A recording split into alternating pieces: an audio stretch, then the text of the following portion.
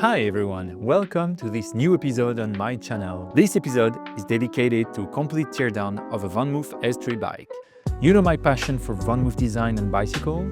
This channel is all about getting bikes back on the street and teaching you how to do it yourself. Just a quick disclaimer, I'm not an official VanMoof technician, just someone who enjoys fixing bikes. What you're about to see is part of my learning journey too. If you think there is a better way to do things, feel free to leave a comment or join the conversation on Reddit. This particular bike was recovered from a Dutch canal and donated by a friend after a failed repair attempt. As you will see, it's in a rough shape, and I won't even show you the internal electronics. Let's get started. Here are the tools you'll likely need to fully disassemble the S3. There's no exclusive VanMoof tool required except the anti-theft key for the wheels, so you can definitely fix it yourself. We'll begin with the front wheel, where the motor is located. Start by unscrewing the two small screws with a 3mm Allen key. This is where the Smart unit connects to the motor. Remove the plastic guard to reveal the connector. Disconnect the wires, then use the anti-theft tool to remove the nuts on both sides.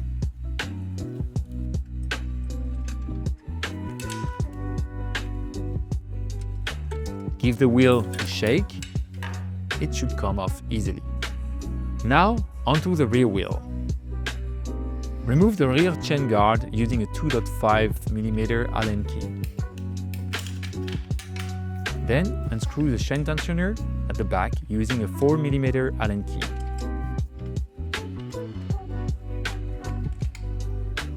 Next, take off the notoriously shifter. Begin by removing the tube cap to access the connector.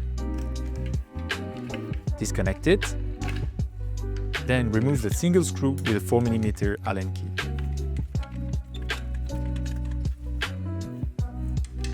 With that being done, use the VanMoof anti-theft tool again to remove the wheel nuts.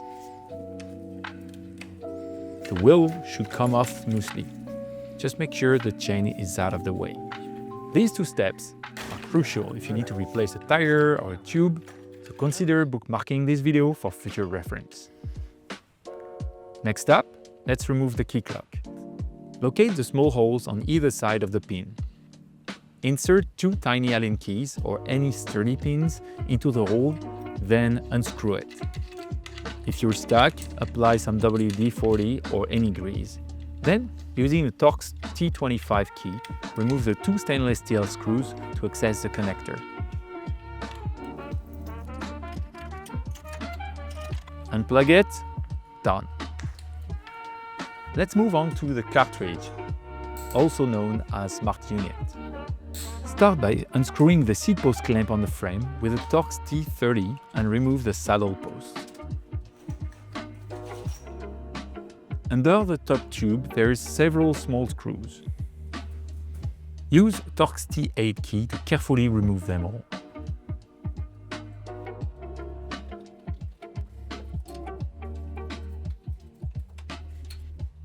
Now push the cartridge out through the seat post hole. In my case, due to the water damage, I had to use some tool to get it loose. Unlock your bike before removing the Smart unit, or you'll trigger the skull icon and a loud alarm. In my case, everything was dead. Now, let's go to the underside of the frame to remove the battery. Start on the easier side using a Torx T27 key. Then move to the chain side. Apply gentle pressure to the plastic cover. It's soft enough to push through it with a key. Remove the screw in the center of the back plastic. Mine was already loose.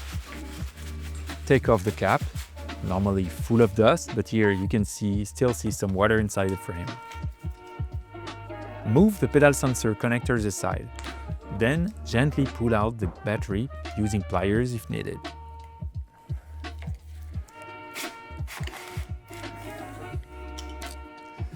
You can as well use a plier again to remove the plastic trim separating the battery compartment from the main tube. Now let's move to the chain. Use a chain tool to remove a link and loosen it.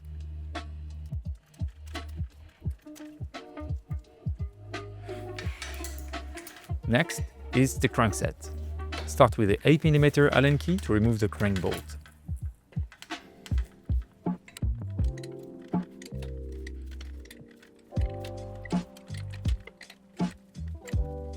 Then use a crank puller to press against the bottom bracket and release the crank arm.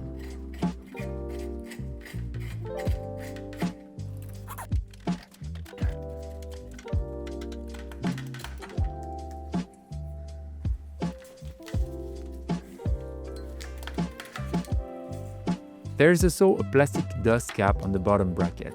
Pop it off gently using a pin or a small tool. Repeat the same process on the other side.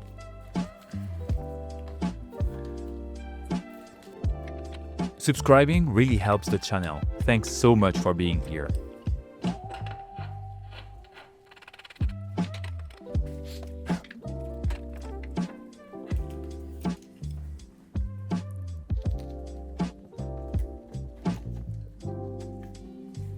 Use a cassette removal tool. Be mindful not to twist any cable. The threading on this side is standard, so no need to overthink it. Push the cassette through and the cable will come with it. Let's move on the handlebars and cockpit area. Unscrew the stem with a 5mm Allen key, then gently lift it, being careful of the internal cables.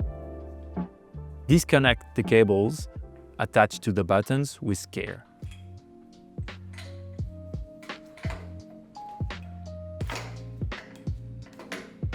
To remove the top cap of the handlebar, use the same 5mm Allen key.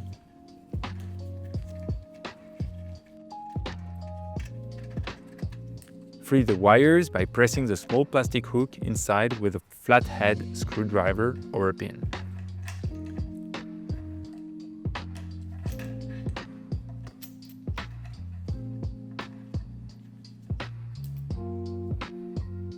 Now let's remove the front fork.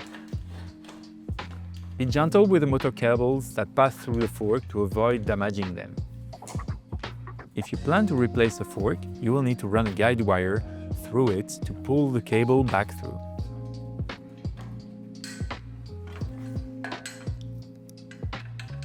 Now I'll show you how to remove the hydraulic brakes.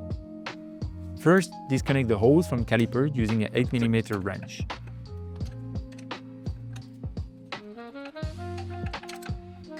Squeeze the brake lever to drain the hole. Then, using a 5mm Allen key, remove the 2 caliper bolts.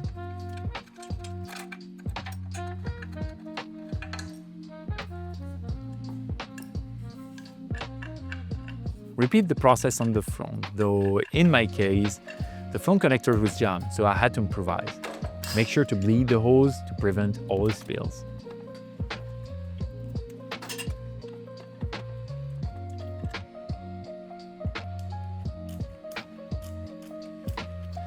Now, the pièce de résistance, the wiring harness. Under the fork, you will find 2 annoying torque screws holding the battery plate.